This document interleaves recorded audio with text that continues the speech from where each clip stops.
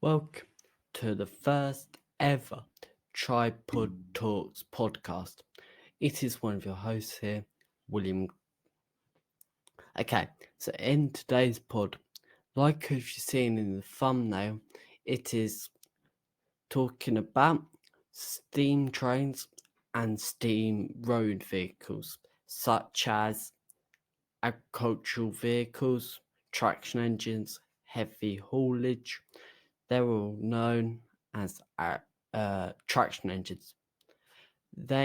Some of them are also called road locos, which do basically what the lorries do nowadays. So, with that in mind, let's get on to the podcast.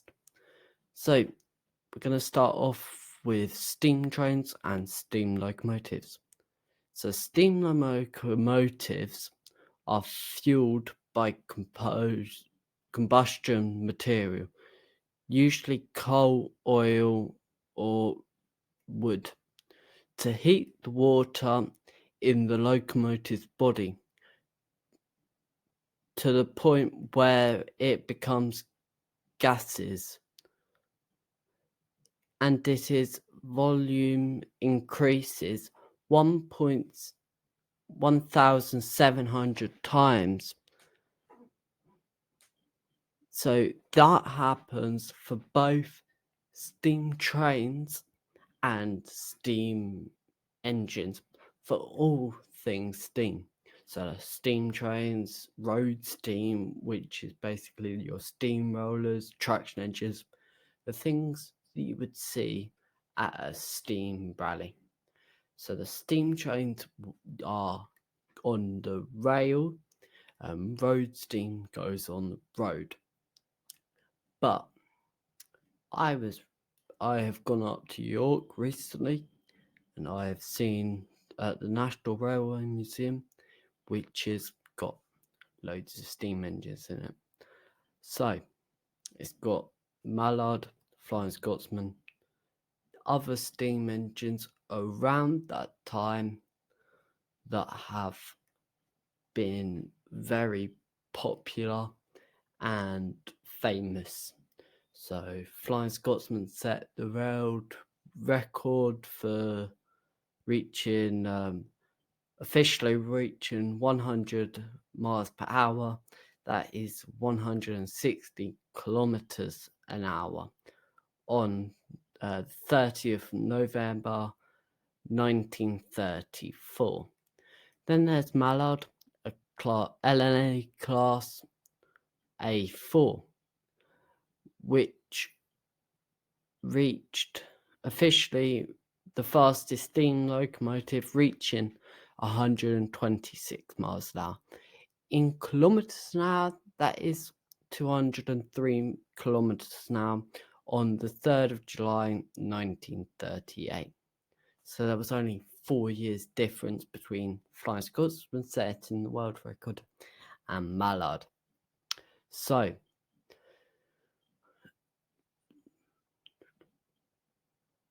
towards the end of the steam era, a long-standing British emphasis on speed in record, still unbroken, of 126 miles an hour, that is 203 kilometers per hour, by Mallard. In the United States, a large load gauge allows the development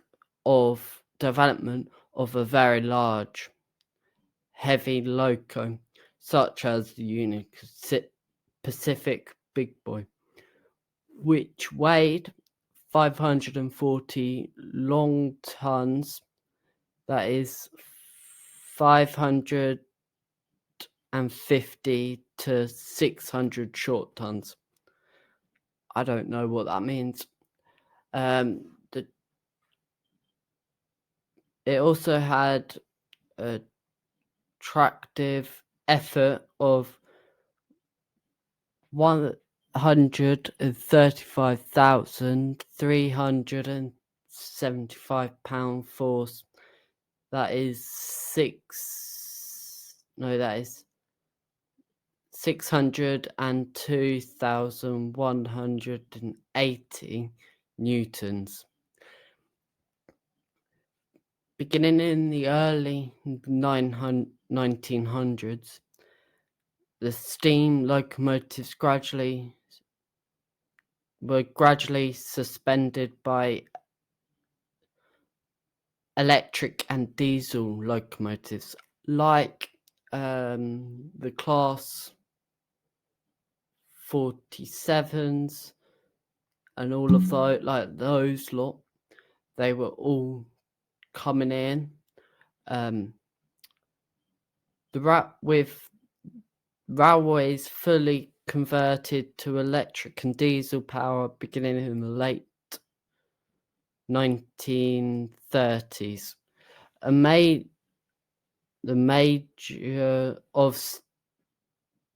majority of steam locomotives were retired from regular service by the 1980s, although several continue run on tourist and heritage lines.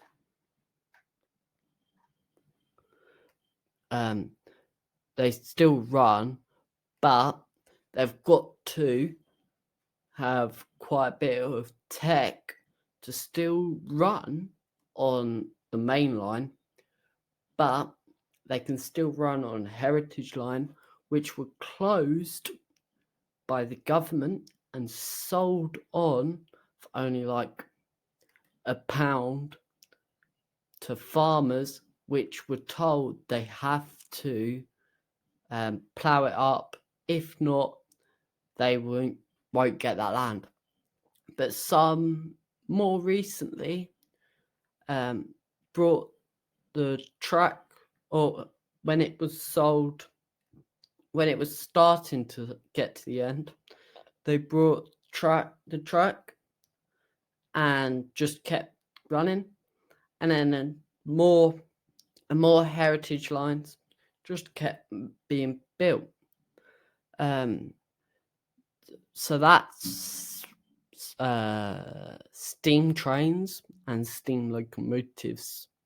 So the Flying Scotsman, if we go back to the Flying Scotsman, in the late 1900s, early 2000s, the Flying Scotsman was fitted. When it got to preservation, the Flying Scotsman was sold.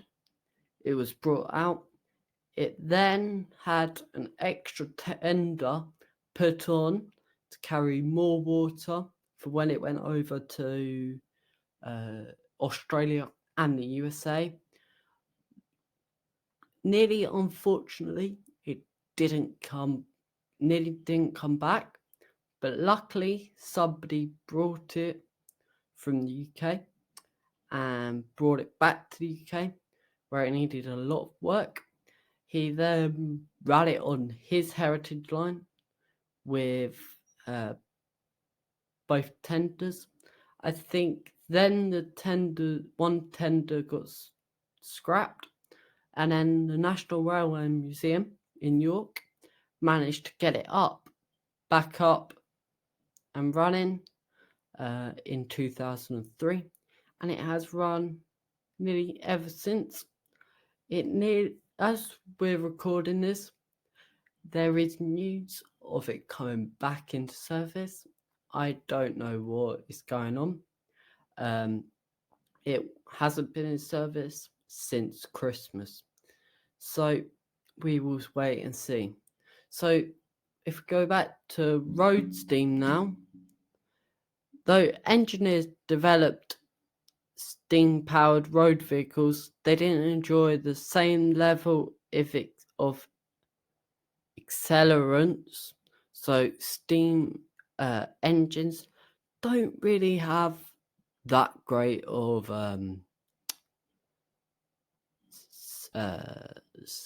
accelerants because they're heavy.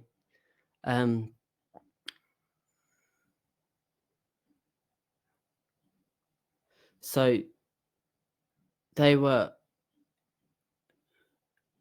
the speed limit on road locomotives of 5 mile an hour, which is 8.0 kilometers per hour in towns and cities, and 10 mile an hour, which is 16 kilometers per hour in the countries. The Locomotive Act of 1865, the famous Red Flag Act, further reduce of the speed limit to 4 mile an hour, 6.4 kilometers an hour in the country, and just 2 mile an hour, which is 3.2 kilometers an hour in towns and cities. Adding requiring a man bearing a red flag, red lamp during the hours of darkness, to be in front of the vehicle at all times. I think that ended when the registration numbers came in 1921, because then they could make sure that the vehicles were registered to an owner. So, like a car that you would have nowadays, if it was like you got it in 1919, then you wouldn't have a registration for it, but you would have to have a person with a red flag or a red lamp in the hours of darkness walking in front of it. And then in 1921, you would have had to get it registered. And people that had cars were probably like richer people, and they didn't really want registrations that much. So the government said, we can give you this number if you don't have to have the red man the person with the red flag in front. And then that's how it all happened. And then they just flocked and said, yeah, I want one. They said, okay, this is A1, this is A2, A3, such and such. Okay, that is all the information I have. I will include if you go and follow us on Facebook, there will be photos of behind the scenes and photos of this. There is also a YouTube channel for behind the scenes, which there might be some of this clip in it. So I hope you all have enjoyed, and please like, subscribe, comment any ideas that you have down below. If you like this, please give it a like. Head over to the Facebook group if you have that. We also have a Discord channel, which I will put the photos up on, and they'll be notified